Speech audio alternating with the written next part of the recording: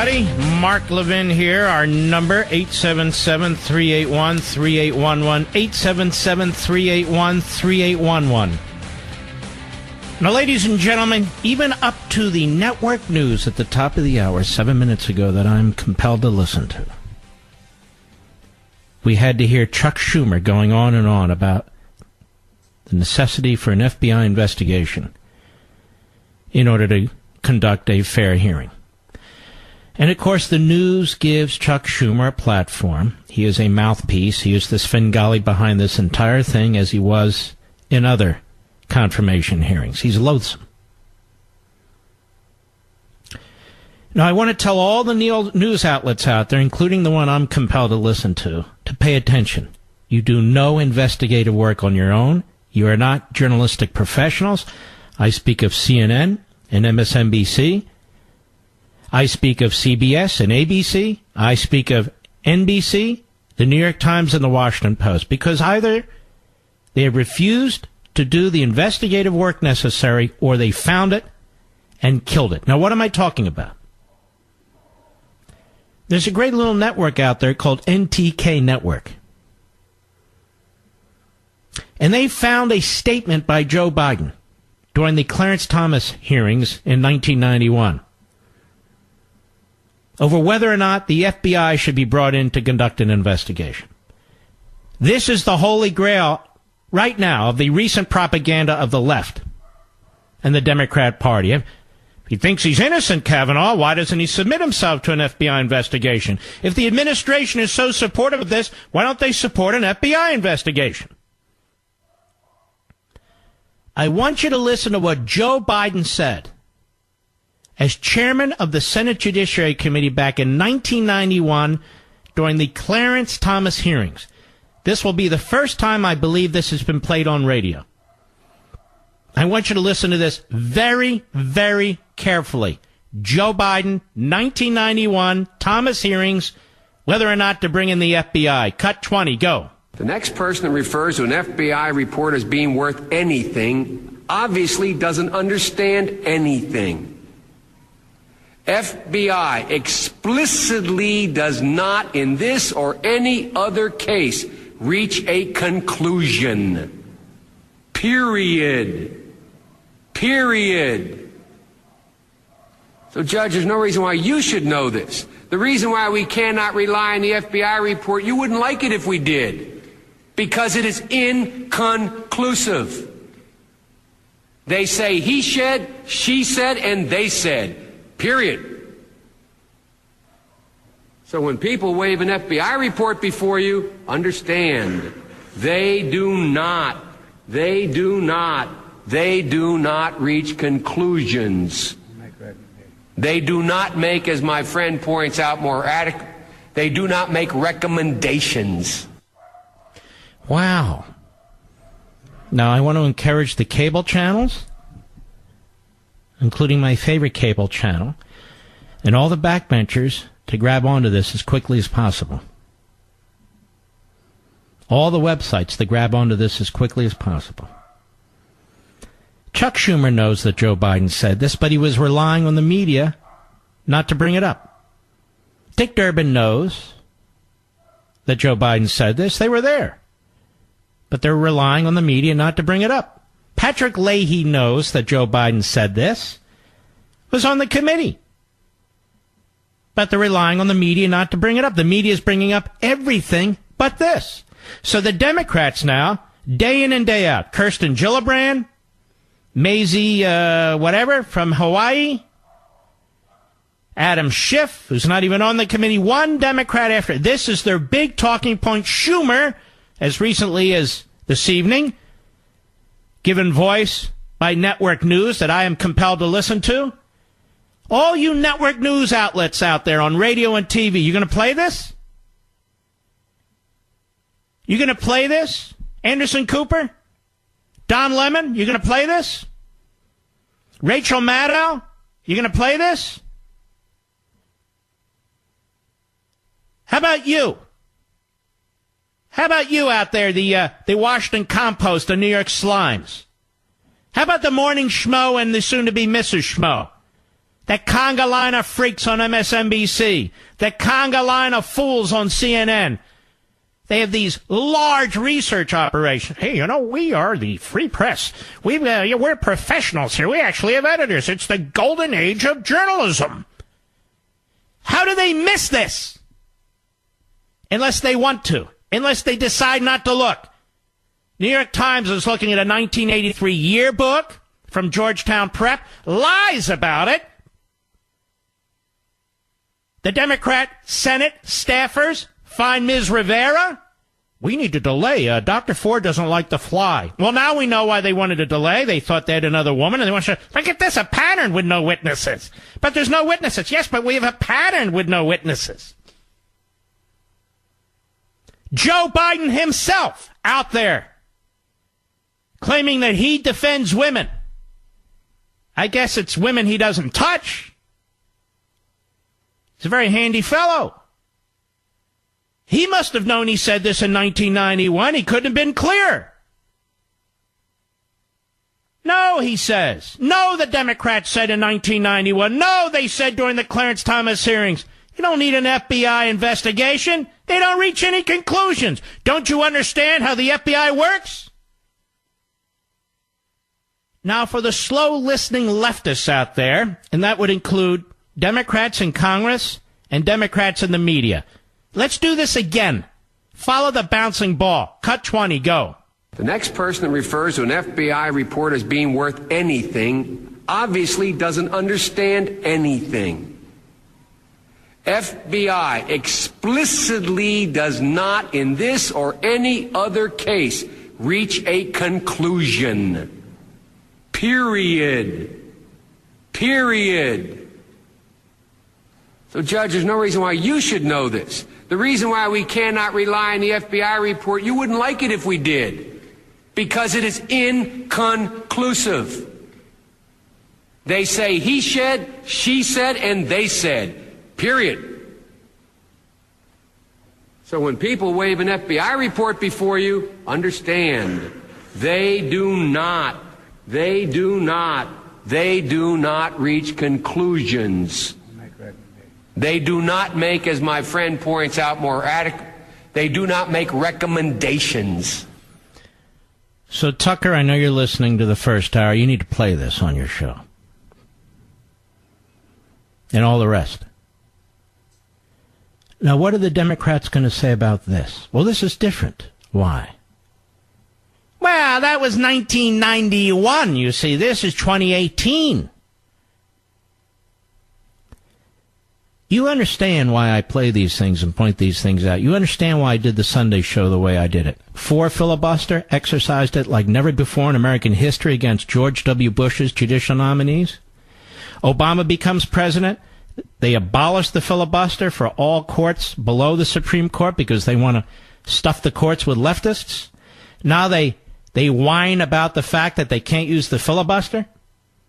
In the case of the Supreme Court, because Mitch McConnell said, okay, well, then we're not going to use it on Supreme Court justices so we can get Neil Gorsuch through. The FBI doesn't matter. Now the FBI is everything. Oh, and by the way, Biden, Obama, Schumer, and the rest go to the Senate floor in the last year of George W. Bush's second term of his presidency, and they say, you must not nominate anybody to the Supreme Court in the last year of your presidency because that's not fair to the voters. Obama's president, and in the last 9 months of his presidency, he nominates Merrick Garland. Joe Biden standing right next to him. Now they say, oh, you can't nominate anybody in the year before a midterm election. What? Who set that rule? These people are horrid. They are hateful. They're dragging this nation into the gutter at every level and in every way. They treat the President of the United States exactly the same way. Vile, disrespectful, hateful, because they lose an election. And they're not allowed, you see. You're not allowed to vote for whomever you want. They go on and on about the franchise. More and more people should be able to vote. More and more people should be citizens. But then when they lose elections, they attack the Electoral College. When they lose an election, the next day they're talking about impeaching the President of the United States before he steps foot in the damn Oval Office. They talk about impeaching Brett Kavanaugh should he become a Supreme Court justice. Now they're talking about impeaching Clarence Thomas. These people are un-American in every respect. I'll be right back. Next person who refers to an FBI report as being worth anything obviously doesn't understand anything. FBI explicitly does not, in this or any other case, reach a conclusion. Period. Period. So, Judge, there's no reason why you should know this. The reason why we cannot rely on the FBI report, you wouldn't like it if we did, because it is inconclusive. They say he said, she said, and they said. Period. So when people wave an FBI report before you, understand, they do not reach conclusions. They do not make, as my friend points out more adequate, they do not make recommendations. Wow. You want to hear more Joe Biden on presumption of innocence? Same hearing in 1991. You want to hear this one? Turn up your volume. We've been hearing now from Maisie What's-Her-Face, the senator from Hawaii. We've been hearing from Kirsten Gillibrand. We've been hearing from others that the burden is on the accused. Even though the witnesses have no corroboration, no corroborating witnesses, the burden is on the accused, and they even initially suggested that Kavanaugh should testify first. The burden's on the accused? Really? Well, here's what Joe Biden said about that at the Clarence Thomas hearing in 1991. Cut 21, go. And lastly, Judge, with me from the beginning and at this moment until the end. The presumption is with you. Wow. He's presumed innocent. The presumption is with you, Judge. Even the loathsome, dim-witted Joe Biden understood enough, despite his cheating in law school, that the presumption is innocence, not guilt. I wonder what Kirsten Gillibrand has to say about that. I wonder what Maisie What's-Her-Name has to say. I honestly can't remember her last name. I wonder what she has to say. What is it? Hirono. Oh, great. Maisie Hirono thinks of that. And all the others have been telling us day in and day out on MSLSD and the Constipated News Network, CNN, no, you don't understand. This is for Supreme Court, so the presumption is he's guilty. He has to demonstrate that he's an innocent man. What is this, the Soviet Union? All of a sudden they're colluding with the Russians. Shall we listen to that one again? I would encourage the network news that I have to listen to pay damn attention and stop spoon-feeding us the left propaganda. I would encourage Jay Tapper to wake the hell up. And the others at CNN. And the phonies at MSNBC. Do your damn jobs. Golden age of journalism, my ass. Cut 21, go. And lastly, Judge, with me from the beginning and at this moment until the end. The presumption is with you. Now we're going to hear more witnesses. They're going to come in and corroborate your position and hers. And by the way, in this case, we don't even have any corroborating witnesses. None. Zero. 2 accusers, no witnesses. Zero. I've never seen anything like this. Go ahead. We'll find out whether they're telling the truth or not as best as we are capable of doing, just like you as a judge are when you look them in the eye and make a judgment. Boy, is this guy a pompous fool. He really is a pompous fool, this Joe Biden. Go ahead. So, Judge, this is less directed at you than it is to my pontificating colleagues. And boy, he doesn't pontificate at all, does he? Go. Democrat and Republican alike. So, Judge, I have not made my judgment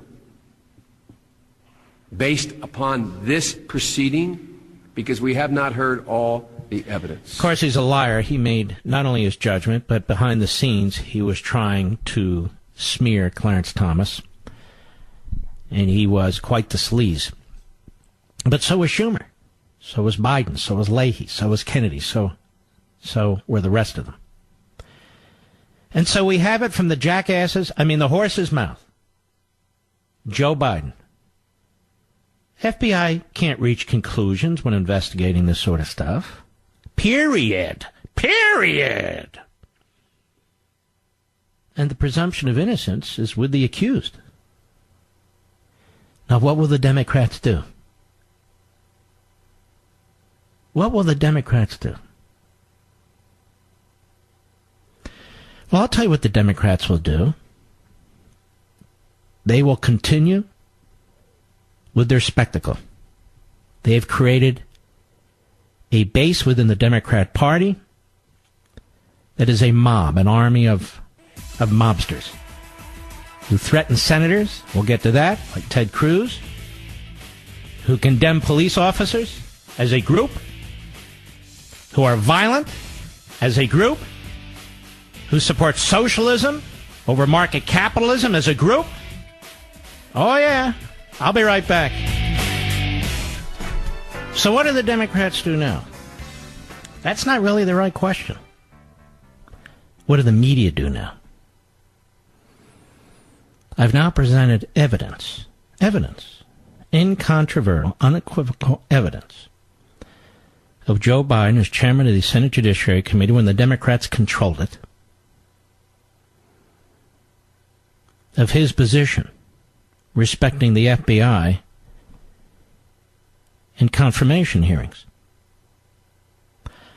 I've now presented his position on whether or not the accused has the presumption of innocence. Now, you would think, as patriotic Americans, people who understand the Constitution and the rule of law, that this shouldn't be all that controversial, but it is, because the Democrats seek to fundamentally transform America. And I told you yesterday, and I want to underscore this point. This is not just about Kavanaugh. They are sending a message to any conservative, any constitutionalist who dares to make themselves available for a high-level appointment that may, in fact, have an effect on the direction of this country away from the progressive statism, that is, centralized tyranny. They are sending a message that they will destroy you. You can be a geek and a nerd, as Kavanaugh appears to be to me, and they're going to accuse you of rape, of sexual molestation, of public drunkenness. Without a single witness in America, without a single witness. 36 years ago, 35 years ago, it might as well be 500 years ago. How convenient. 36 years ago, 35 years ago, how convenient. Why shouldn't we believe that Kavanaugh is innocent? Nothing's been presented to demonstrate the opposite. Nothing whatsoever. And in the case of the second woman, Ramirez, the Democrats found her. And look how deceitful the Democrats are. They delay the testimony of Ford because they're working with Ramirez. They're trying to get her to come forward. They sit her down with lawyers for 6 days. She's not sure it was Kavanaugh. She's not exactly sure. After 6 days, everything's clarified. Everything is in color. She knows exactly what took place. And now they're ready for the Ford hearing, except they're not. Now Ford and her lawyers are demanding a limit on the amount of press. Isn't that correct, Mr. Producer? So here Ford, her first contact about what allegedly happened 36 years ago was with the Washington Post, because, you see, she wanted her privacy. So she went to the Washington Post, which is where everybody goes for their privacy. And now, having dictated term after term after term, having negotiated with the Senate, now she's saying she wants a limit on the amount of media. And you watch. The vast majority of media will think that's a great idea. Because the media really aren't the media anymore. They're propagandists. They're mouthpieces for the Democrats. Why the hell do you think we were able to find Joe Biden saying what he said, but Jake Tapper didn't, Don Lemon didn't, Wolf Blitzer didn't, and the other conga line of morons over there? Why do you think MSNBC didn't find this stuff? Why do you think the New York Times, busy going through the 1983 annual at Georgetown Prep, couldn't find this? Because they didn't want to look.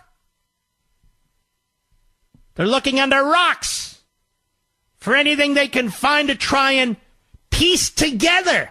No evidence, no witnesses. But did you attend Georgetown Prep? Yes. Isn't it a well-known school where they drink a lot? Oh, yeah. This Kavanaugh says he didn't drink. Is that possible? Doesn't sound right to me. Oh, wow. And you'll go on the record, but anonymously? Yes, I will. Okay. 12 people who witnessed nothing, but went to Georgetown Prep, say it was a very drunken environment and there's no way Kavanaugh wouldn't have known about it. Oh, wow. There's evidence. You liberals and Democrats should be ashamed of yourselves. The disgusting behavior is beyond belief. And I'm going to tell you something. It's not just Republicans and conservatives and independents. There's a lot of Democrats out there who are looking at this. I don't mean the radical left, old Soviet-style Democrats. I don't mean the Antifa types. No. Serious people who are looking at this and saying, holy cow, what the hell is this? And many of these liberal Democrats are probably saying to themselves, geez, I did more than what he's accused of. What the hell? I mean, I guess I can never serve. Sure you can. Because the Democrats in Congress, in Washington, on the Senate Judiciary Committee, have two standards. Ted Kennedy, despite Mary Jo Kopechne's death, despite chasing every woman he could, despite endless sexual harassment, oh yeah, his drunkenness and all the rest, he's held up as the lion of the Senate, don't you know? But Kavanaugh,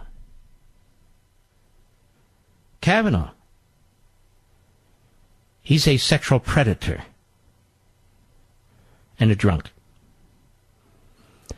Ladies and gentlemen, I appeal to your sense of truth and integrity and your years of experience. Does this make sense to you? Why have the media been hiding, covering up Joe Biden's statements in 1991?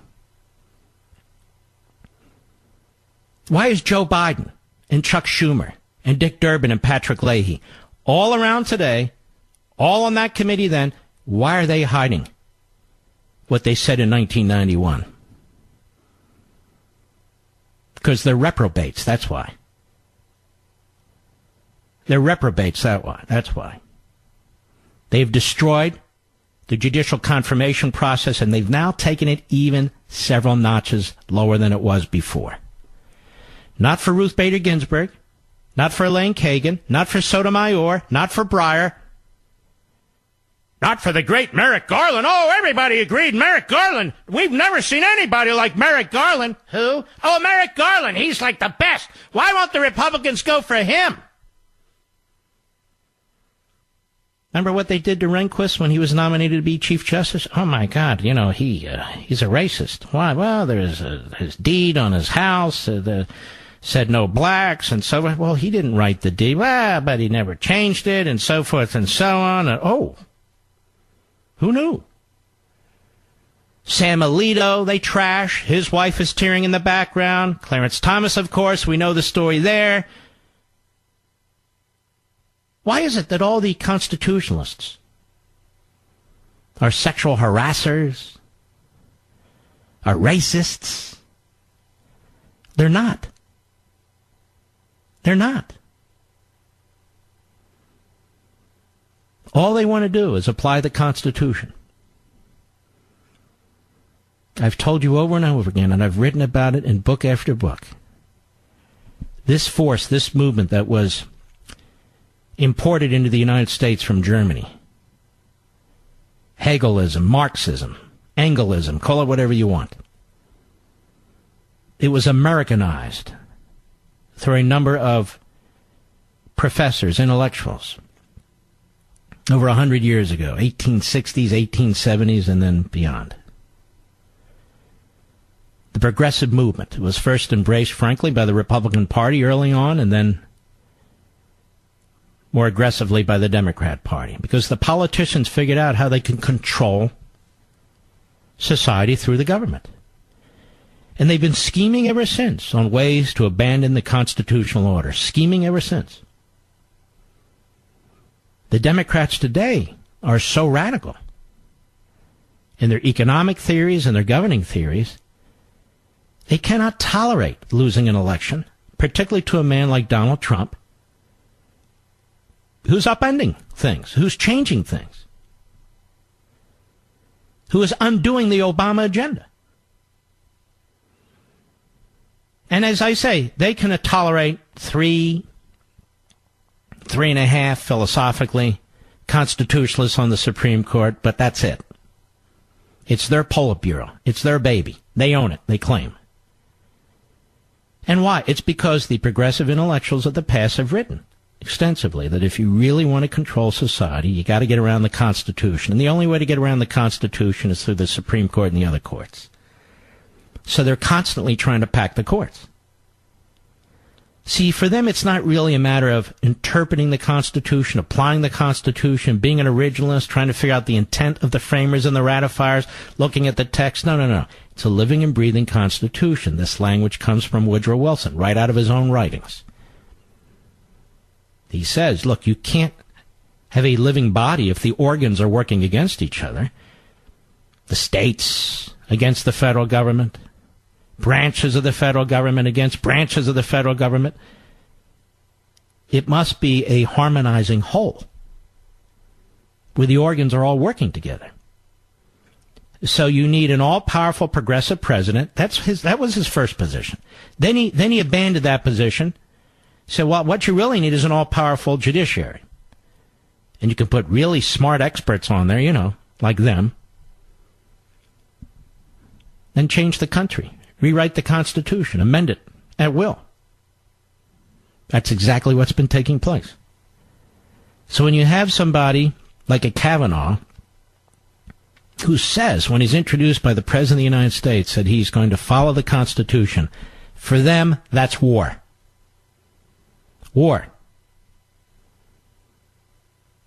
The smarter the judge, or the smarter the professor, or the smarter the lawyer who is nominated to go on the Supreme Court, the more they're abused. Well, what about Scalia? Well, they figured that was a throwaway seat because it didn't get close to the majority.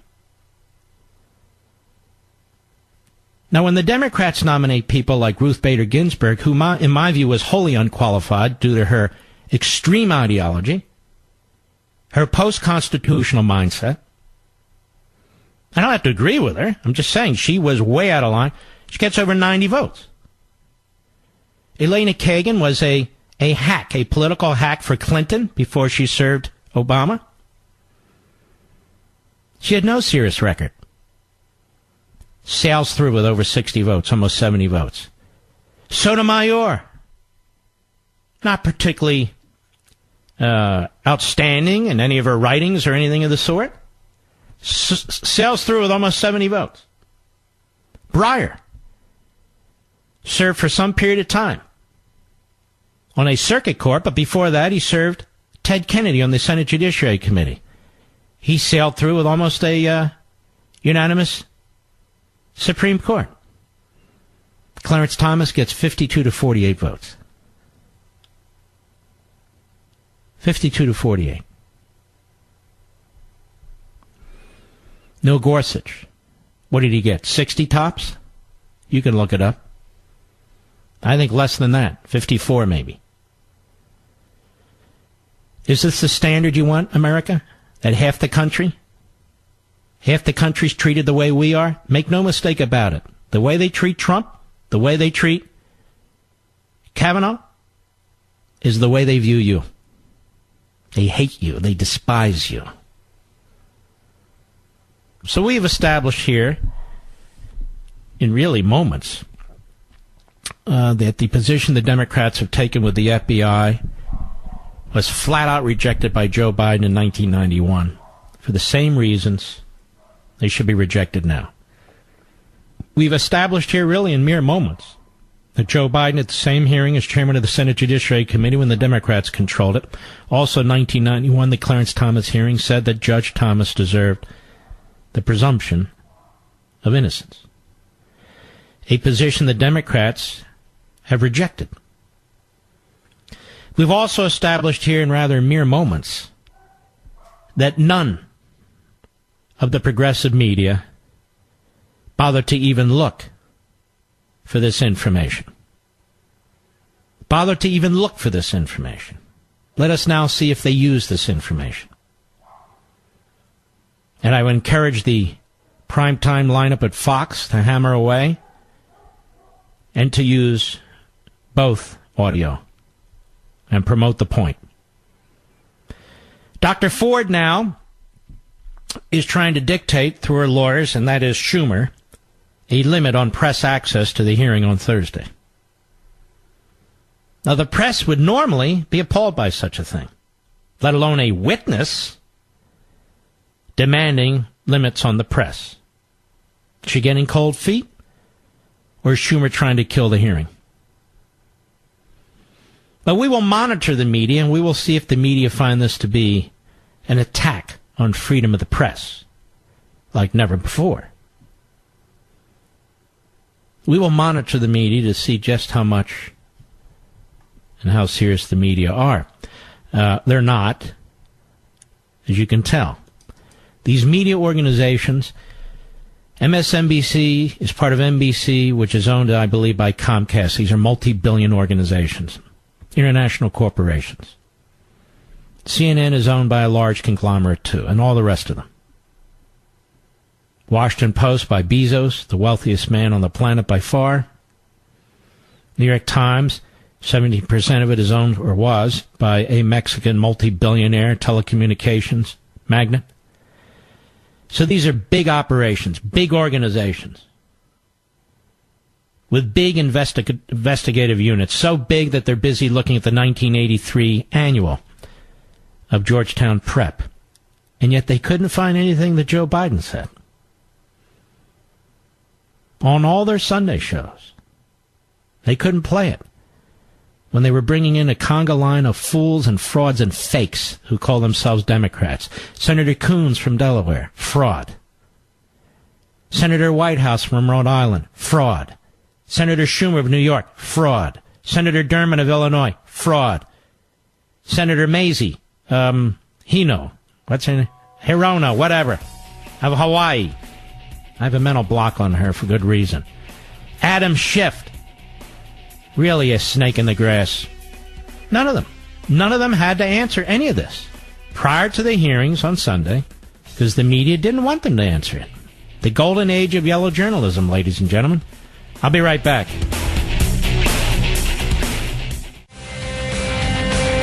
Hello, everybody. Mark Levin here. Our number, 877-381-3811. 877-381-3811. Let me suggest this to you, ladies and gentlemen. Based on what we know right now, that's an important point. But based on what we know right now, any Republican senator who votes against Kavanaugh should be primaried. Because enough is enough. Enough with the sleazy Democrat tactics. Enough with the Soviet Star Chamber. Enough guilty until innocent stuff. Enough with accusers without corroboration and witnesses. I mean, it shouldn't even come down to this hearing on Thursday. The media love this. The media love this. The ratings are going to go through the roof. They're sending all their bigwigs to Washington, D.C. They're already there to tell you what you watch during the hearings. The media love it. The cable channels love it. Nothing like a good, Roman Colosseum, throwing the Christians to the lions. Right? Oh, we're such a sophisticated republic these days, aren't we, ladies and gentlemen? Tell me, Judge Kavanaugh, when is the first time you had sex? Excuse me? You don't recall? Tell me, how many beers did you have when you were in high school? How about college? Did you go to a keg party, multiple keg parties? What did you do, sir? I have before me, Judge Kavanaugh, your yearbook, your high school yearbook from 1983. Is that your picture? Yes, it is. Did you write that in the margins there? Well, I don't quite remember. Maybe. Really? You understand you're under oath, Judge, don't you? Well, yes. And, of course, the accuser, you don't want to rough up the accuser. Wouldn't look right. And, of course, you'd be accused of all kinds of things. Yes.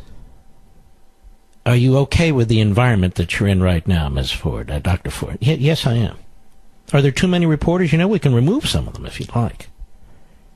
Well, just the Fox guys. Get rid of them. Okay, we'll accommodate you, whatever you want. Do you mind if we have a woman question you? Yes, I don't want a woman. I want old white men questioning so we can accuse old white men of being insensitive. Oh, okay, well, maybe we can accommodate you. How else may we help you? Well, just ask me softball questions. And I prefer that you throw them underhanded across the center of the plate. Oh, well, of course. We want to make sure we're fair. We're going to bend over backwards, don't you know?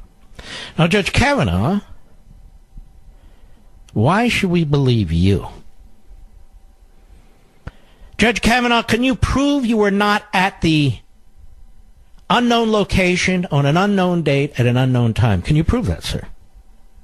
No. See? See, ladies and gentlemen? You can't prove that? No, I can't prove it. I can't disprove it. I don't know what you're talking about. Sure you don't. See, we need an FBI investigation, ladies and gentlemen, to get to the bottom of this. Well, Joe Biden said that's not how it works. Well, that was then, this is now. We have a new FBI. Got all kinds of cool tools, and you never know. You must be hiding, Judge Kavanaugh. Well, I'm not hiding. I'm a public person. I've been a judge for 12 years. I haven't hidden any. No. Judge. Don't interrupt us, Judge. We're trying to get to the bottom of this, don't you know? Now, Dr. Ford, is any of this making you uncomfortable? Yeah, I'm a little uncomfortable. Well, how can we accommodate you? Well, I don't want him in the hearing room with me. I don't want all these reporters in there. He should have gone first. I should have gone second. There should have been an FBI investigation. I don't want to be questioned by this woman. I want to be questioned by an old white guy. Oh, I'm sorry. Then we have Lisa Murkowski. Well, given these objections, I don't know that I can vote for Kavanaugh. Susan Collins, what do you say? Try and keep it under 3 hours. Well, I think the same thing. It hasn't been a terribly fair process, you know. Where's Jeff Flake? Well, he's off the Senate floor. I don't know. He's a flake. He's kind of roaming around the hallways here. Where's Bob Corker? Well, he's on the phone with John Kerry trying to undermine the president on the Iran stuff. Oh, okay, he's busy. I understand. Very productive. And then we'll have Kamala Harris. And she'll lecture all the males in America about being insensitive. Now, I don't know, is Kamala Harris married? I know that I'm married to a woman. I'm very sensitive to my wife. So I don't know what Kamala Harris is talking about. Next up, Mazie, what is it, Hirono? Mazie Hirono, what do you have to say? All you men, shut up! Shut up! And stand up! Oh, by the way, Mazie, it turns out, just a few years ago, was slobbering all over the memory of Daniel Inouye. You remember him? He won the Medal of Honor. He was a true war hero. But apparently he was also a sexual harasser and potentially molester. But it didn't matter to Mazie back then, because Mazie back then didn't say guilty until proven innocent. She said Republicans guilty, Democrats innocent. Isn't that really what we're talking about? Sure it is. Sure it is. The DNC has as its number 2 the deputy chairman of the DNC, Keith X. Keith X, was bad enough he was tight with Farrakhan. Don't worry, that's just anti-Semitism. Don't sweat it. Don't sweat it. Apparently he was physically abusive to his longtime live-in girlfriend. The DNC's been investigating this very thoroughly, apparently. Kamala Harris doesn't care. Kirsten Gillibrand doesn't care. Where are they? The guy that runs the DNC, Perez, doesn't care. Bernie Sanders, who backed Keith X for chairman of the DNC, nobody even asks the little commie what he thinks about Keith Ellison anymore. Don't bother me. Don't bother me. I'm busy. Busy. Do you realize what a bunch of clowns and freaks represent us, quote unquote? This is why those of us who are conservative believe in small government, divided government. The best government is the closest to the people, and the least government is the best for the people. Just because somebody happens to get elected doesn't mean they're good or moral or smart or knowledgeable or virtuous. They got elected. That's all. Our framers understood this. This is why they created a republic and not a democracy.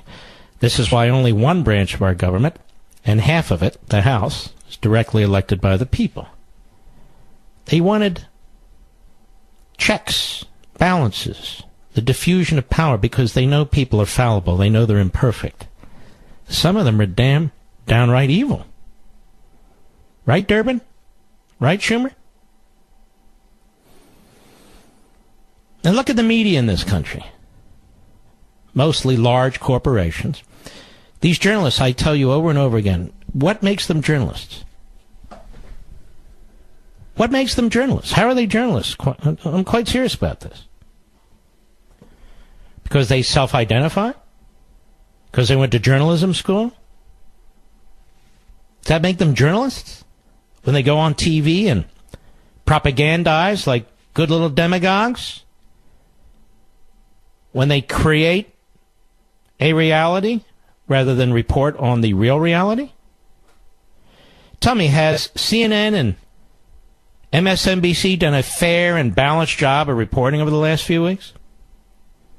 People can say what they want of Fox, but they do have liberals like Shep Smith and others on Fox. There's no question. And they're proud of it. Who is the conservative host or reporter on MSNBC or CNN? Can you name one? Their equivalent in reverse of a Shep Smith. Do they have one? I don't know of any. Do you? I'll be right back. The President of the United States, by the way, gave a tremendous speech at the UN. We'll address that in the final hour of the program. I mean, it was absolutely spectacular. It really was. But he was also asked after his UN speech about the Kavanaugh matter. And the Washington Post immediately sent out a text that said, Trump attacks second woman. This is why the Washington Post is bankrupt. This is why it needed a sugar daddy in Bezos. That's not what Trump did. Trump laid out what we all know. Cut 10, go.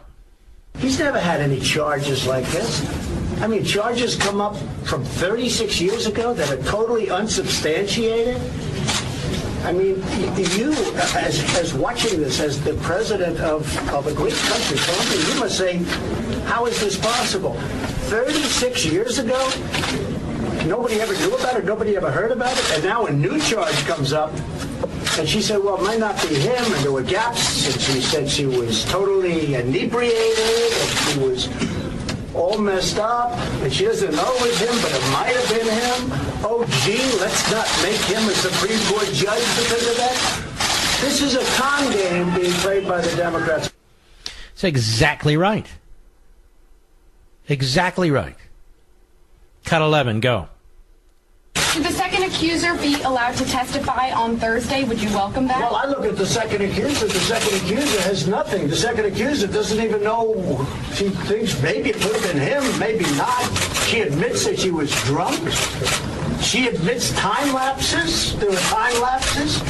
This is a person, and this is a series of statements that's going to take one of the most talented, one of the greatest intellects from a judicial standpoint in our country, going to keep him off the United States Supreme Court. You know, I said something this morning.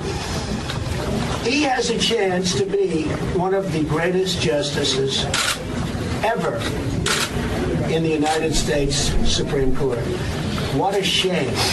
And what a shame it is for so many other people whose world that isn't. That's not his world, and it's not their world. These are legitimate people. They're not in the world of con, and the world of obstruct, and the world of resist. He never thought this was even a possibility. He's startled. He can't believe this is happening. His wife is devastated. His children are devastated. I don't mean they're like, oh, gee, I'm a little unhappy. They're devastated. And it's because these Democrats, and they know. When I see Schumer, who never even saw this woman, I believe her 100%. And I see these other senators that I deal with on a daily basis. I know them better than they know themselves. It's just a game for them. But it's a very dangerous game for our country. And ladies and gentlemen, it's also a game for the media. The media need these things to prop up their ratings and to make themselves consequential. The media create these environments. I'll prove it to you. Here's George Stephanopoulos, who actually did a pretty good job the other day, but he went back to his pattern. Cut 12, hat tip Mediaite, go. It does seem, though, that the president has already reached a judgment about their stories, and there does seem to be a pattern here. I know I reached a judgment about their stories. What story? There's no witnesses. Go ahead. When Bill O'Reilly is accused, when Roger Ailes is accused, when Rob Porter is accused, and now when Brett Kavanaugh is accused. Rob Porter's accused? Oh, I see. The aide. All right, go ahead. The president consistently, every single time, takes the side of the man. You know, it's interesting that you say that. It's a lot of Democrats that like to ignore Keith Ellison and Cory Booker. They love to fight and champion women until they disagree with them. Al Franken lost his job in the Senate. And a number of other Democrats should have the same type of scrutiny. Look, the president is perfectly But what's the answer to my question? Every single time the president... I'll give you the answer to your question, genius. Each case should be taken on its own merits. Why don't you break down each case? You did. Roy Moore, Bill O'Reilly, Roger Ailes, so that's Fox. I could ask the same questions about Charlie Rose and Matt Lauer and Moonves and all the rest of the males in the media, in Hollywood, and the rest. Go ahead. Of the man against women accusers. That's not true. And in this case, the president knows Brett Kavanaugh. He's heard his story. There hasn't been a shred of evidence. So you see, for Stephanopoulos now, so it's about Trump. Trump's the problem. But we dug up George Stephanopoulos in 1992. He was Bill Clinton's mouthpiece. He was questioned by then Sam Donaldson of ABC News. I want you to listen to Stephanopoulos' position. Cut 13, go. Now, Governor Clinton has a character problem, but I take it that your line of counterattack is that it's well. I mean, he has not denied that he has engaged in marital infidelity. He denied a specific one. He said that he had problems in his marriage. That's right, and he has talked about the draft, and to some people it's a character problem. Bill Clinton's passed his character test throughout his life and throughout this campaign. And he's shown it through his commitments to real fights. And what he's going to do in this campaign is focus on what's important to the American people, on the jobs and the education. That's what the American people care about. They want to move into the future. They don't want to be diverted by side issues. So the question, George Stephanopoulos, is why did you always defend Bill Clinton against women? Why did you do that? Now, in the first hour, we played Joe Biden. As a matter of fact, let's get cut 21 again, Mr. Producer, as we set up the case against Mazie Hirono, who was on CNN today. She's been on TV a lot because the media love her. Go ahead. And lastly, Judge, with me from the beginning and at this moment until the end, the presumption is with you. All right, presumption of innocence is with him. Here's Mazie Hirono on CNN today. Cut 14, go. And by the way, this is not a criminal proceeding. People keep talking about presumption of innocence. That is a term one uses in a criminal proceeding. This is a hearing to determine... That is a term somebody uses in a civil proceeding. It's a term somebody uses in an arbitration. It is a term somebody uses in school disciplinary cases. It is a notion that is fully enshrined within our entire system of justice at every level, formal or informal. Except, apparently, according to Mazie Hirono, she even disagrees with Joe Biden. You want to know why? Because she's a pathetic fool. A pathetic fool. I'll be right back. Chuck Schumer at a press conference today. No presumption of innocence for Kavanaugh. Cut 15, go. Leader McConnell just said that Judge Kavanaugh, quote, deserves the presumption of innocence. Do you agree with that? And do you view this hearing through the prism of a legal proceeding? No, it's not a legal proceeding. It's a fact-finding proceeding. We do this with every major nominee. And countless times... You are a liar, a serial liar. You are the worst. You know damn well that's a lie. You know damn well what happened during the Clarence Thomas hearings. What Joe Biden said, and what the Democrats all said. No, we don't need an FBI investigation. Moreover, you know damn well that he is presumed innocent. And that's been the position in these hearings. Until now. See, Schumer's leading the orchestra, ladies and gentlemen. He is the propagandist. He's the man with the big lie. He hands out the talking points every morning. And then every Democrat reads from the talking points. They say exactly the same thing. Exactly the same thing without objection. This is what they do. So the man's not presumed innocent. I have to be honest with you, folks. This should shut the whole thing down. If we cannot even agree that an accused is innocent until proven guilty, then that's enough. That's enough. Republicans shouldn't participate in a Soviet-style star chamber operation like this. They just shouldn't. And they ought to take off the gloves and really hammer the Democrats now. And the way the reporter asked the question, she's in the tank too. Leader McConnell just said that Kavanaugh deserves the presumption of innocence. Do you agree with that? And do you view this hearing through the prism of a legal proceeding? See, just put a question mark at the end and then you have it. I mean, what you're witnessing here is really quite appalling. I want you to consider the Democrats control the House and the Senate, eventually the presidency, and they only did it for 2 years under Obama, and look at the wrecking ball that was. So you have hypocrites in the media like Stephanopoulos. You have hypocrites in the media who couldn't even spend the time with their vast investigative resources to find Joe Biden in 1991 saying what I've played over and over again, that the FBI should not be involved in this. It's not their job. It'll be a he said, she said, period. Or the presumption of innocence, which he also said. None of that matters. Media didn't dig it up. Quite remarkable. Quite remarkable. So presumed guilty. I want you to hear the other absolutely insane comments. We have Amy Klobuchar. Whatever. What's her name? I know who she is, Klobuchar, but, you know. And she's running for re-election, so congratulations. Listen to this, moron. Cut 16, go.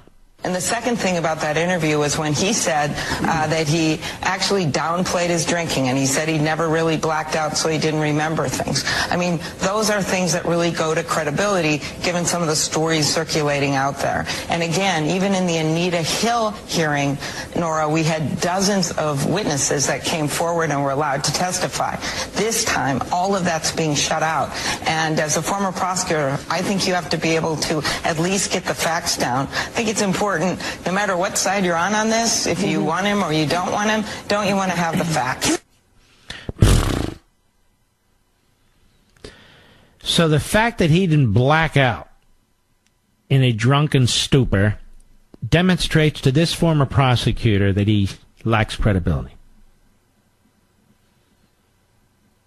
They are so bereft of serious arguments. So bereft. Then we have CNN, and they actually bring in people like this. A criminal defense attorney by the name of Yodit Tawaldi. And don't blame me, I'm just trying to pronounce it. Yodit Tawaldi. Listen to this. And CNN is promoting this by putting this person on their airwaves. Cut 19, go. You know, well, during the break, I'm scrolling through Twitter, and I'm looking at people actually saying and applauding the judge in this sentence, and then in the same breath wanting to defend Kavanaugh. So she's saying, hey, look, this thing about Cosby, you know, a convicted rapist, and they're applauding this, and then you defend Kavanaugh. What does one have to do with the other? One was a criminal trial in front of a real jury.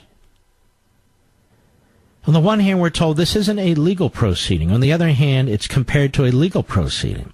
This is what happens when you don't follow the rule of law. This is what happens when you're obsessed with hate and contempt and seek to destroy our justice system. Any justice system. Go ahead. Because again, like Ariva said, this is a shut up, you idiot. We're surrounded by these idiots. Let's not fool ourselves. Then we got to watch this on Thursday. Oh, my goodness. Which one to you? And let me tell you the main question. Which one to you was more credible? Watch that word credible. I want you to put it in bold, capitals, and underline it. Who was more credible to you? Who's more credible to you, ladies and gentlemen? See, there's no presumption of innocence. There's no actual witnesses. There's no other type of corroboration. So who's more credible? And, of course, we're to believe the woman, not the man, according to the left. Just the way it is for all you men and boys out there. Now, just to update you, the second woman, Ramirez, has indicated through her lawyers that she is not going to testify. That's the news up to this moment. Ford is still trying to decide on the shape of the table. Not sure.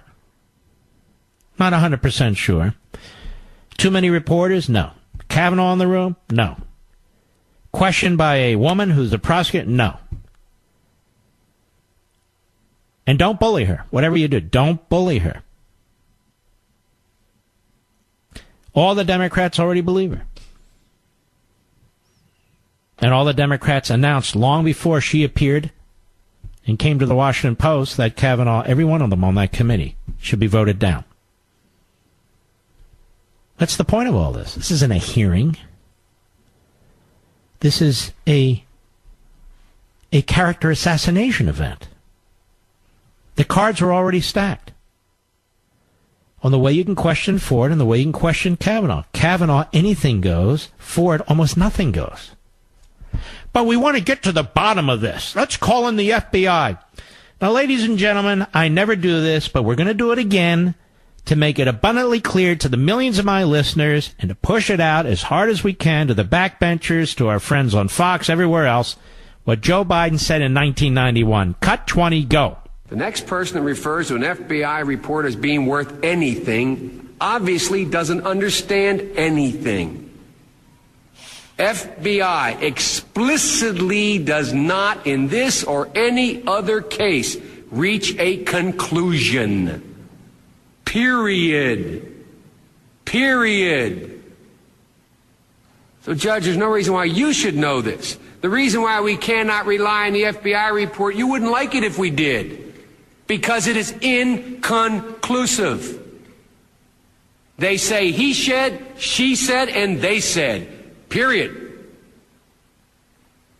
So when people wave an FBI report before you, understand, they do not reach conclusions. They do not make, as my friend points out more adequate, they do not make recommendations. Notice he was barely literate then and is barely literate today. And I love the way Republicans, you know, Joe's a good guy, this lunch bucket Joe. He's really a good guy. No, he's not. He's an ass. Now, media, ball's in your court. Now, Schumer, ball's in your court. It's a checkmate, but nonetheless, I'll be right back. Mark Levin. Folks, I want to take a moment to thank you. Go up on the Great Drudge Report, and Matt Drudge is a great guy. Absolutely. He's another path maker who's created his own industry. And we all go to the Drudge Report frequently every day. And you can go there and see a post to the Washington Examiner, a real journalist, Paul Bedard. And go to Conservative Review and some other locations as well. And you'll see that thanks to you, not me, thanks to you, that Life, Liberty, and Levin at 10 p.m. Eastern on Sunday had the biggest audience on cable news the entire weekend. The entire weekend of any program. And I certainly am not putting down any other program. I think we have wonderful, wonderful programming on Fox. Steve Hilton is terrific. Ben Shapiro's shows. These other shows, just terrific. But we were number one overall on every cable news station. And we crushed CNN and MSNBC combined. That's because of you. And we're up against every Sunday Night Football. And it was a big game Sunday. New England versus Detroit. With a big upset. Detroit won, so a lot of people were tuning in. So we're up against Sunday Night Football every Sunday at 10 p.m. Eastern. And we have a significant following thanks to you. Now, I did something I don't normally do. It was just me, no guest. It was not a long-form interview. Why have a guest when it comes to the Supreme Court and what's taking place when, I mean, honestly, I know more than most people about it. I'm a guest on a lot of other shows. And by the way, I'll be on Hannity on Fox tomorrow night, 9:30 p.m. Eastern. But we had really remarkable numbers. You can check out these articles. You can go to the Drudge Report and so forth. And that's thanks to you, because you're concerned about your country, you're concerned about what's going on, and really you're furious, and you want to learn as much as you can. When you tune into this radio show, I want you to go away with more information, more knowledge than you had when you came here. I can just sum up everything that's taken place before I come on to this program, but I don't do that. We do some of it in order to build a foundation so you know what's out there, what could be out there, and then we digest it, and then we need to go further than that, right? For instance, now you know, before everybody else, what Biden said in 1991, which completely undercuts the Democrats today. Now, they can resist it, but so what? Now you know what Biden said about burden of proof, which completely undermines the Democrats today. undermines Schumer, undermines all of them. And you know even more, which is that the media ignored it. The media didn't look for it, or if they found it, they deep-sixed it. See, if the media, in many respects, if they're not the enemy of the people, are they the friend of the people? Do they care about this republic? Why do they seem to push almost exclusively, or certainly most of the time, the agenda of the left? Why do they treat conservatives, some Republicans, or non-progressives in such a nasty way, in such a vicious way, even when they show up in their studios? Why do they hire almost exclusively people of the left? We know they're of the left, the vast majority. Are they friends of the people? Are they promoting a free press, really, when they're a propaganda machine in the aggregate? Of course not. Nobody's attacking the First Amendment. We're attacking these media corporations and their employees, not arguing that there should be a federal statute to eliminate them or anything of the sort. We're just pointing out the obvious. It's obvious to everybody but them, of course. They're the perpetrators. This whole Kavanaugh situation exposes that. You literally have politicians going on TV who are saying there is no presumption of innocence. You literally have politicians going on TV reversing positions that their party held a few decades ago about the FBI. You have people who are supposed to be trying to determine whether Mr. Kavanaugh is fit to be on the Supreme Court, and there's no question he's more than fit, going out, digging up dirt on him. And then they complain about an unfair process. You have the first accuser who says she wants to remain private going to the Washington Post, going to a Democrat congresswoman, who then in turn goes to the Democrat senator. Now we have negotiations taking place. She's calling the shots, and if she doesn't get everything she wants, then you're anti-woman, and so forth and so on. Now, none of us are buying that. None of us. We don't care about what the kook left thinks. What I tried to do on the Sunday show, and apparently it was persuasive on Fox, was provide some context for what the Democrats have done to the judicial confirmation process over the last 31 years, starting with Bork, working through Clarence Thomas, circuit court judges, some of whom you never heard of before, to show you the memos that are in Men in Black, the memos that the Democrats were writing to each other and their left-wing groups that were basically calling the shots behind the scenes, so you could see how it worked, how they tried to stop a Latino from being on the D.C. Circuit Court of Appeals and succeeded because they were afraid he was too good and would one day be a Republican nominee to the Supreme Court.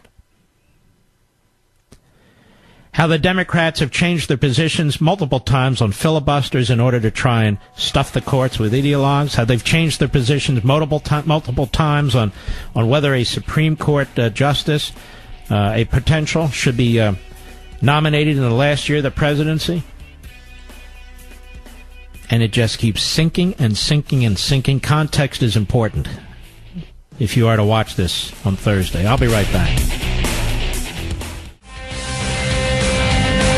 Hello, America. Mark Levin. Our number, 877-381-3811. 877-381-3811. Well, I'm pleased. I really am pleased, and I mean it. Martha McCallum, Tucker Carlson have now played the Joe Biden clip, and where in 1991, as chairman of the Senate Judiciary Committee, he said, no, there ought not be an FBI investigation. It won't get us anywhere. So this is good. It's very good. Okay, I want to move on to one other thing here. The President of the United States really gave a spectacular speech, I feel, and a lot of people feel, at the United Nations. And I want you to hear some of it. Let's begin. Cut 1, go. We believe that when nations respect the rights of their neighbors and defend the interests of their people, they can better work together to secure the blessings of safety, prosperity, and peace. Each of us here today is the emissary of a distinct culture, a rich history, and a people bound together by ties of memory, tradition, and the values that make our homelands like nowhere else on earth. That is why America will always choose independence and cooperation over global governance, control, and domination. I honor the right of every nation in this room to pursue its own customs, beliefs, and traditions. The United States will not tell you how to live or work or worship. We only ask that you honor our sovereignty in return. Let's go to cut 3 on Iran, please. Go. Every solution to the humanitarian crisis in Syria must also include a strategy to address the brutal regime that has fueled and financed it. The corrupt dictatorship in Iran. Iran's leaders sow chaos, death, and destruction. They do not respect their neighbors or borders or the sovereign rights of nations. Instead, Iran's leaders plunder the nation's resources to enrich themselves and to spread mayhem across the Middle East and far beyond. The Iranian people are rightly outraged that their leaders have embezzled billions of dollars from Iran's treasury, seized valuable portions of the economy, and looted the people's religious endowments, all to line their own pockets and send their proxies to wage war. Not good. Iran's neighbors have paid a heavy toll for the region's agenda of aggression and expansion. That is why so many countries in the Middle East strongly supported my decision to withdraw the United States from the horrible 2015 Iran nuclear deal and reimpose nuclear sanctions. The Iran deal was a windfall for Iran's leaders. In the years since the deal was reached, Iran's military budget grew nearly 40%. The dictatorship used the funds to build nuclear-capable missiles, increase internal repression, finance terrorism, and fund havoc and slaughter in Syria and Yemen. President continued. Cut 4, go. The United States has launched a campaign of economic pressure to deny the regime the funds it needs to advance its bloody agenda. Last month, we began reimposing hard-hitting nuclear sanctions that have been lifted under the Iran deal. Additional sanctions will resume November 5th, and more will follow. And we are working with countries that import Iranian crude oil to cut their purchases substantially. We cannot allow the world's leading sponsor of terrorism to possess the planet's most dangerous weapons. We cannot allow a regime that chants death to America and that threatens Israel with annihilation to possess the means to deliver a nuclear warhead to any city on earth. Just can't do it. We ask all nations to isolate Iran's regime as long as its aggression continues. And we ask all nations to support Iran's people as they struggle to reclaim their religious and righteous destiny. What about American sovereignty? What about this International Criminal Court, so-called Human Rights Council? All these things. Cut 6, go. I spoke before this body last year and warned that the UN Human Rights Council had become a grave embarrassment to this institution, shielding egregious human rights abusers while bashing America and its many friends. Our ambassador to the United Nations, Nikki Haley, laid out a clear agenda for reform, but despite reported and repeated warnings, no action at all was taken. So the United States took the only responsible course. We withdrew from the Human Rights Council, and we will not return until real reform is enacted.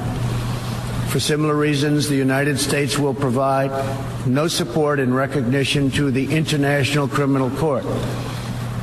As far as America is concerned, the ICC has no jurisdiction, no legitimacy, and no authority. The ICC claims near universal jurisdiction over the citizens of every country, violating all principles of justice, fairness, and due process. We will never surrender America's sovereignty to an unelected, unaccountable global bureaucracy. America is governed by Americans. We reject the ideology of globalism, and we embrace the doctrine of patriotism. Around the world, responsible nations must defend against threats to sovereignty, not just from global governments, but also from other new forms of coercion and domination. You will never, or would never, have heard anything like this from Barack Obama. Nothing like this. This is a fabulous speech. One more clip. Cut 8, go. Currently, we are witnessing a human tragedy, as an example, in Venezuela. More than 2 million people have fled the anguish inflicted by the socialist Maduro regime and its Cuban sponsors. Not long ago, Venezuela was one of the richest countries on earth. Today, socialism has bankrupted the oil-rich nation and driven its people into abject poverty. Virtually everywhere socialism or communism has been tried, it has produced suffering, corruption, and decay. Socialism's thirst for power leads to expansion, incursion, and oppression. All nations of the world should resist socialism and the misery that it brings to everyone. In that spirit, we ask the nations gathered here to join us in calling for the restoration of democracy in Venezuela. Today we are announcing additional sanctions against the repressive regime, targeting Maduro's inner circle and close advisors. You know, I can't even think why a never-Trumper would be attacking this president at this point, given his record, given his actions, given his leadership. I really can't. Unless it's personal and petty, like with Bill Kristol, who tweets out the most insane things every day. We'll be right back. We now have these roving mobs of leftists who go after Trump cabinet secretaries, who go after other conservative politicians, and they have gone after Ted Cruz. And I want the people of Texas to know this. And it looked like that he was accosted. In fact, one miscreant went nose to nose with Ted Cruz. I can remember being part of the Tea Party in 2010, and we had huge rallies. Nobody got physical. There was no violence. We didn't start tracking down members of Congress. I remember folks went into Congress, into the hallways, and when were respectful going to the offices and so forth, and they were trashed for this, attacked for it. But look at the left. From Antifa to Black Lives Matter to these miscreants who are tracking down members of Congress, senators. And it was Ted Cruz and his wife Heidi almost violently accosted last night in a restaurant. Sounded like this. Go ahead. We believe survivors! We believe survivors! We believe survivors! We believe survivors! We believe survivors! Beto is way hotter than you do! We believe survivors! We believe survivors! We believe survivors! I want the people of Texas to know that there is a significant percentage of the population on the Democrat side in your state who are cheering that. They love it. They're smiling at it. And they're going to vote for Beto O'Rourke. Even though Beto O'Rourke has denounced it, as he must, the fact of the matter is the left has created this mob. It's a mob. And it's really quite disgraceful. It's thoroughly disgraceful. All right, let's see if my phone... Oh, look at that. It's working. Mike, Sunshine, Maryland, the great WMAL. Go. Mark, thanks for taking my call. Sunshine, Maryland is in Montgomery County, just up county from Holton Arms and Georgetown Prep. Well, congratulations. That's quite the tax haven. Yes. Well, the FBI, I'm not sure what they're going to do. They've already done 6 background checks on Kavanaugh over his public sphere. And what are they going to do? Are they going to be canvassing this county, this state, this country for those who attended a kegger in 1983?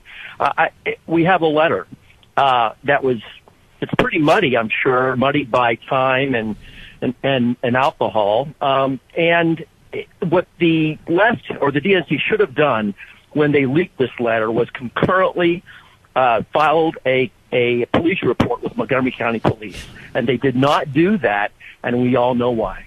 Yeah, because you're saying it's bogus. Correct.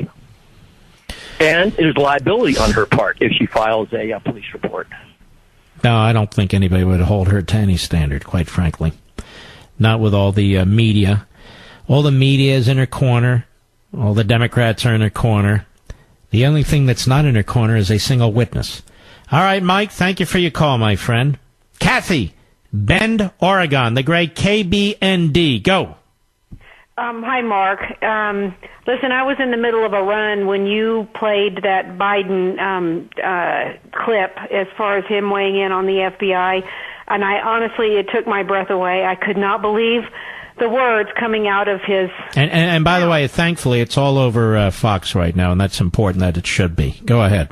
I think that's thanks to you. You are truly a national treasure, and I mean that from the bottom of my heart. Every time you play something from the past, it's just more education for those of us that are ignorant of what was said. But I think, Mark, I think the problem is you are not aware that we have a new and improved FBI. And what I mean by this is James Comey, when he gave that final report on the Hillary Clinton exoneration, he told us at that time that the FBI not only did the investigation, they did come up with a conclusion, and they did make a recommendation to the Department of Justice. So they truly do it all, and they also can determine intent, as in Hillary did not intend to do any of the things that she did that were crimes. So we have got an incredible FBI, and I just think you need to kind of get up to speed with what they do, because it's obviously a different FBI than what Joe Biden was describing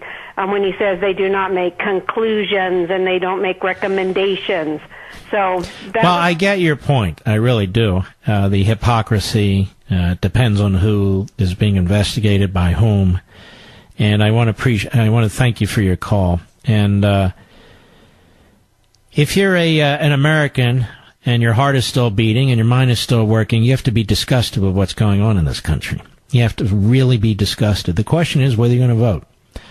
Are you going to allow these people, the people who chased down Ted Cruz, the people who have destroyed the judicial nomination process, the people who insist on open borders in sanctuary cities, the people who trash our military and eviscerate their funding, the people who hate our cops, are you going to allow them to control the House of Representatives and the United States Senate? I mean, it truly is up to you. They say that you're passive right now. They say that you're disinterested and disconnected right now. Are you?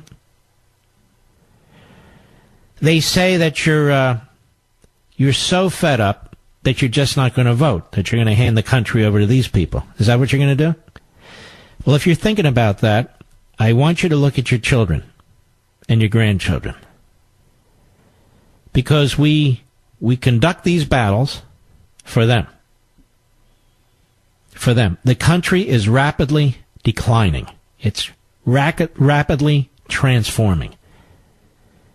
I don't ever remember gangs of thugs and mobs chasing down a senator in a restaurant, chasing down a White House press secretary, chasing down a cabinet secretary. Do you want to put an end to this? Well, then you better get organized. You better talk to your family members. You better talk to your colleagues in your office or wherever you work. You better talk to everybody you can and make sure they vote. Otherwise, this is our future. I'll be right back. There's a gentleman running for the House of Representatives from the 21st District of Texas. If you listen to this program, you know who he is. His name is Chip Roy. He's a dear friend of mine, but even more than that, is a solid constitutional/Reagan conservative. And there are many tough races in Texas, and this is one. This is very close in this district, the 21st District in Texas. And I've asked him to come on. And Chip Roy, how are you, my friend? Mark, I'm doing great. Thanks for having me on. It's great to hear from you, my friend. I wanted to ask you, Chip, a number of things, but let's begin with the Kavanaugh situation here. You were chief of staff to Ted Cruz at one point. You've seen this. Well, you haven't seen this, but you've seen how the Democrats can operate in the Senate. What's your take on this? Well, I'm glad you asked. I mean, this is a perfect example of what's wrong with Washington and why people outside of the Beltway are scratching their head looking at this complete chaos. You know, I was a lawyer on the Senate Judiciary Committee, you probably remember, and lived through a number of nominations, John Roberts, Sam Alito, and many other district court and circuit court fights. And I've never seen anything quite like this. And let's not kid ourselves. This was all strategic. This was all purposeful. When I was on the Senate Judiciary Committee, we had a process for dealing with issues like this. You did it behind closed doors. You did it on a nonpartisan basis. You got together to sort it out and then deal with it in private and then figure out how to proceed. But they abandoned that. They did it for political purposes. It's nakedly political. And, frankly, I think maybe they've overplayed their hand and the American people are starting to see it so long as a few senators don't wimp out. Yeah, and what about this? There's no presumption of innocence, and of course we should call in the FBI to do an investigation. Joe Biden took the exact opposite position on those two issues in 1991. No, that's right, and I think the whole idea that they are willing to throw overboard the rule of law and the presumption of innocence for a naked political play is something that I think should give all of us great concern. But again, I'm feeling it out here. I'm feeling people starting to wake up and say, hold on a second. These guys are not representing me. I'm seeing a lot of people that are traditionally not necessarily Republicans or conservatives that are kind of saying, look, these guys, they don't represent us at all. They're trying to throw overboard the things that made this country great. So I'm hopeful that they will see the right path forward. But I can tell you this, if Republicans blow this, then there will be real hell to pay in November. Voters are fed up. They want Washington Republicans to stand up and finally do what they said they would do. You're a dear friend of Ted Cruz, as am I. I have a stepson who works for Ted Cruz, but I was a friend of Ted Cruz's for 20 years, and a friend, and he's quite solid. And what do you make of this? The restaurant in Washington, D.C., where he and his wife are really physically accosted by this mob. Well, I think it demonstrates the extent to which the progressive, socialist, liberal left, whatever you want to call it, whatever labels they choose to put on themselves, are so out of touch with the American people and so indicative of everything that's wrong with Washington. Senator Cruz has been fighting for the people of Texas to do what he said he would do when he went to Washington. And for the left to go accost him and his wife at a restaurant is so far out of bounds that, frankly, even on social media today, I was noticing a lot of people that were, again, more moderates or liberals that were saying, guys, this is over the top. Again, I think they're overplaying their hand. But, they're threatening Senator Cruz, threatening his family. And that's something that's so far out of touch with the people of Texas. And I think that's why you saw his opponent, Mr. O'Rourke, put out some social media saying, yeah, that's not good. We shouldn't do that. We should leave Senator Cruz and his family alone. And, those aren't Texas values, I can assure you. People in Texas wouldn't take kindly to being interrupted in their restaurant like that. But we all know, however, don't we, that Beto O'Rourke would be voting for Schumer to be the leader of the Democrats in the Senate, that he would be participating with the Democrats on the Senate Judiciary Committee doing the character assassination thing. He's a leftist. But I want to talk about your race now. It's crucially important that we elect conservative movement leaders with decades of backgrounds that can reassure us that they're going to be solid in this battle in the House of Representatives. We may well lose the House. It may be very, very ugly. More the reason to make sure states like Texas and other conservative states, and particularly in your district, the 21st District, that we put somebody like you in this position. Tell us a little more about you and your opponent. Absolutely. Well, Mark, I think people who have listened to your show know that I'm a proud Texan. My family came here in 1851. My great-great-grandfather was a Texas Ranger. My grandma was a single mom in West Texas raising my polio-stricken father after her husband had died of cancer. And she didn't look for handouts. She figured out how to take care of herself, work herself out, became the first woman elected county clerk in a small town in Texas. Those are the Texas values that make this state great. That's the reason why 1,000 people a day are moving to Texas. But unfortunately, we're being attacked. Our Texas values are under assault from a crazy left. The left that's supporting Beto O'Rourke, the left that is supporting my opponent, Joseph Kotzer, and their values are fully out of step with the people of Texas. Let's just give you a couple little tidbits. My opponent, who tries to claim as being a centrist, supports impeachment of President Trump, supports government-run health care, supports undoing the tax bill that put more money in our pockets, wants a carbon tax, wants a financial transaction tax, wants to take away Border Patrol assets and give them to foreign countries. And if I could go down the list, wants to fund Planned Parenthood, wants to do a gun confiscation and have more gun regulations. None of these values are in step with our beliefs. They believe that they can win this election on the back of the chaos of the midterms. But the fact is, nothing that they stand for is in sync with the people of Texas. And so we're doing our job, working hard to knock doors, make phone calls, raise money. My website's chiproy.com. Do everything we need to do to put ads up on the air and make sure people know what's really going on with both Mr. O'Rourke, my opponent, and frankly some of the others. Mr. O'Rourke raised $9 million in August through Act Blue.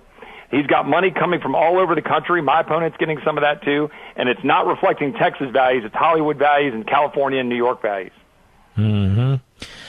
Now, your opponent served in the military. Is that correct? He did, and I thank him for his service, but I just as soon his public service end right there. Yeah, because he was carefully, targeted and found by the Democrats, so he can say that he served in the military, but he's a leftist, isn't he? No question about it. He likes to talk about reaching across the aisle and figuring out how to work together. But go back and look at the yard signs that he put out during the primaries, progressives for Joseph Kotzer. Those are all indications of where he's really coming from. And like I said, I went through the list of issues. You would think it's because my crack staff has done a lot of Oppo research. No. Go look at his website. First, go to my website and look at chiproy.com and give me some money to help me win this race. But his website outlines all of those things about which we disagree and the things I just outlined. And it's real, right? I mean, government-run health care, what he calls Medicare for all. You and I both know that would cost $40 trillion. Bankrupt our... It would bankrupt the nation faster than it's already being bankrupted. Absolutely. And it would destroy Medicare as it currently exists. It wouldn't do anything to help people with pre-existing conditions because it would put us on waiting lists and make us have rationed care from government bureaucrats telling us exactly what health care we can get and what we can't get. We know how to solve this problem, and frankly, you and I also know that the problem is that Republicans haven't been doing what they said they would do, and that's why so many people are frustrated. The wrong path to go down is to take that out by going down and trying to support a socialist. Rather, let's follow the lead of a president who's shaking up the status quo in Washington, taking on the swamp, and let's go make sure that we get health care freedom, secure our border, get a strong economy, give our men and women the tools they need, and then get Washington the heck out of the way and let Texas be Texas. Now, Jim Jones,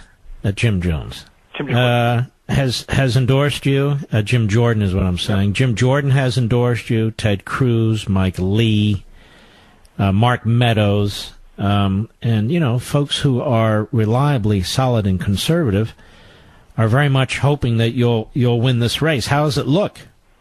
Look, we feel good. We've been looking at numbers that give us a lot of confidence that if we do our job and finish the race and run through the tape, we're going to be in good shape. But that's all contingent on getting continued support from conservatives around the country. We've had a grassroots campaign from the beginning. We've had thousands and thousands of supporters from Texas, from this district, including some from your audience from Texas and around the country. And we're so blessed to have that. We've got to have the resources to finish the race. But those endorsements mean a lot. Your endorsement meant a lot. Jim Jordan's coming to Fredericksburg, Texas. I'm really close to there right now out in Bernie, Texas, in the Hill Country. He's coming out this weekend to do an event for me with some strong conservative activists in the Hill Country. And we're just doing everything we know how to do to get our message out around the district that help is on the way. It's time that we send some people to Washington who are actually going to do what they said they would do, stand up to make Congress work for us again.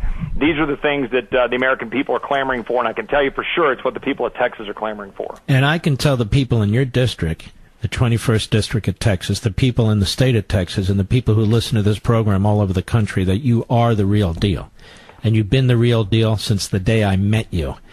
And I'm hoping Levinites out there, you can donate just even a little to a Chip Roy. Go to chiproy.com, and you'll have all the information there, chiproy.com. I would strongly encourage you, if you're going to get involved in a race, this is one of the races you really should support, and you'll see.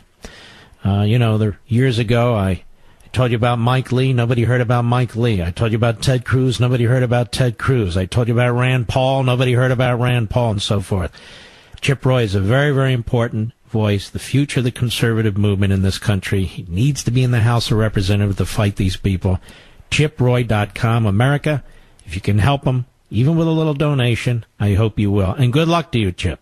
Mark, thank you. Thank you for all you're doing. Your show on Fox is great. Your radio show is great. You're a voice for freedom, and we need you doing what you're doing. And thank you for that voice of support, and for all your listeners who've supported me in previous Levin surges. God bless you, my friend. And God bless you, too. And we'll be right back. Mark Levin. Chip Roy is running against an individual who served in the United States military, but he's an individual who supports slashing the United States military. He's an individual who does not believe in peace through strength. He's an individual who supports a radical anti-Israel organization called J Street, and we're finding this more and more among Democrats. So I hope the people in Texas will keep this in mind, too. He's running against a leftist. He's running against a leftist. And Chip Roy is anything but. He is, if you had to create a conservative who you wanted to represent you in the House of Representatives, and I speak to the entire country about this, you'd want him.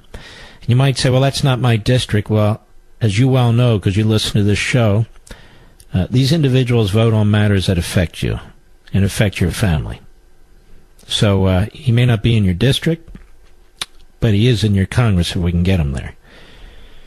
So this is this 21st District in Texas where you have a marvelous, an outstanding individual. And by the way, he's a cancer survivor, too. I just mentioned that so you understand how all this campaigning isn't necessarily the healthiest thing he can do, but he's doing it because he's sincerely committed to this republic. And that is Chip Roy. In my own district in Virginia, Northern Virginia, there's our congresswoman by the name of Barbara Comstock. I've known her for decades. And Barbara votes in ways I don't always agree with. But she votes in some ways that I do agree with. She's running against a out-and-out leftist, a massive tax increaser, an open borders supporter. Now, some people say we should sit on the sidelines. Are you out of your minds? Seriously? This is a different kind of election, ladies and gentlemen. This is a different kind of election. The Democrats have put up individuals who are rabid, radical leftists in virtually every single race, and they try to conceal how left-wing they actually are. On Election Day, I'm voting for Barbara Comstock. There's another district in Florida another district in Florida, and several districts in Florida that you need to pay attention to also, that are very, very important, because Florida has a few of these districts that go back and forth. And there's a governor's race in Florida where our friend Ron DeSantis, he needs help. He needs support. He's running against a radical, hate America first, left-wing Bernie Sanders protege, this guy Gilliam. Ron DeSantis is exactly the opposite. Again, they try to paint Ron DeSantis as something he's not. What he is an American who signed up for the military, who served in 2 combat zones, who then came back, went to Harvard Law School, and now served in the United States House of Representatives. His record is abundantly clear: pro-property rights, pro-capitalism, pro-securing the border, and so forth and so on, and pro-Israel, pro-America, first and foremost. He's not looking to fundamentally transform America. You have an opportunity in Florida to vote in a man who is going to protect what you've earned and protect the state. It's a no-brainer. All right, ladies and gentlemen, we salute our armed forces, police officers, firefighters, and emergency personnel. Check out our LEVIN TV tonight. It's fantastic. 844-LEVIN TV. We'll get you signed up immediately. And I'll see you tomorrow. God bless.